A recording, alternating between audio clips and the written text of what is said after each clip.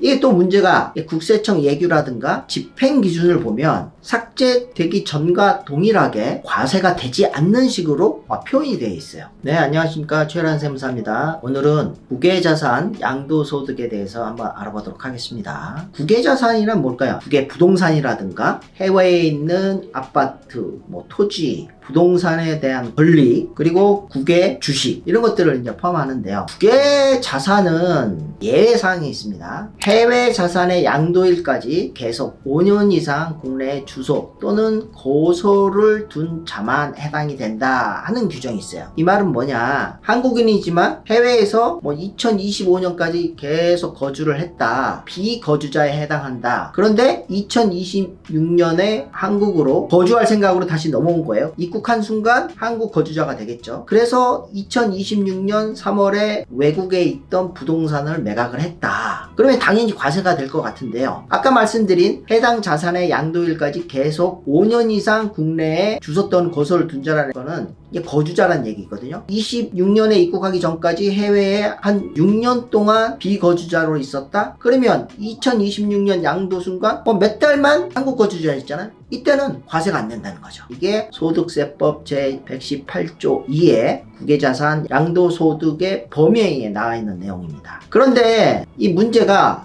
국외 주식 등 해서 요거는 2019년 12월 31일에 삭제가 됐어요. 이 법 규정만 보면 국외 주식은 삭제가 돼서 양도 시점에 5년 이상 거주자여야 된다는 규정이 적용이 안 돼서 과세가 되는 것처럼 해석이 돼요. 이게 또 문제가 국세청 예규라든가 집행 기준을 보면 삭제되기 전과 동일하게 과세가 되지 않는 식으로 표현이 되어 있어요. 기획재정부 2022년 5월 25일 예규를 보면요.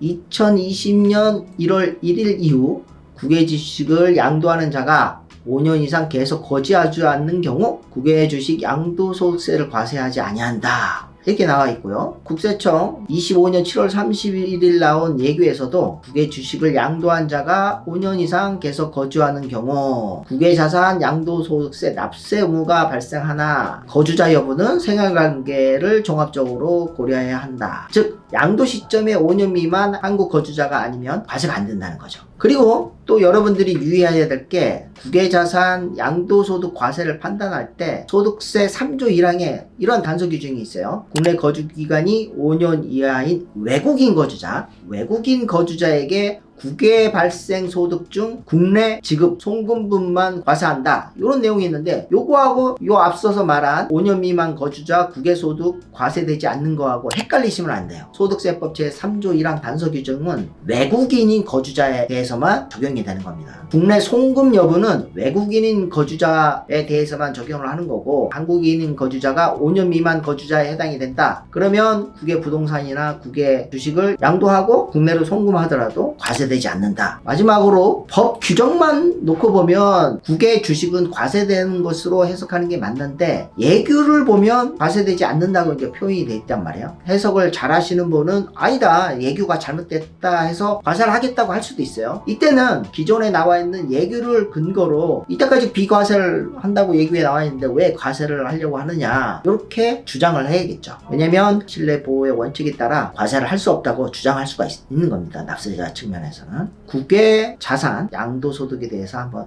알아봤습니다.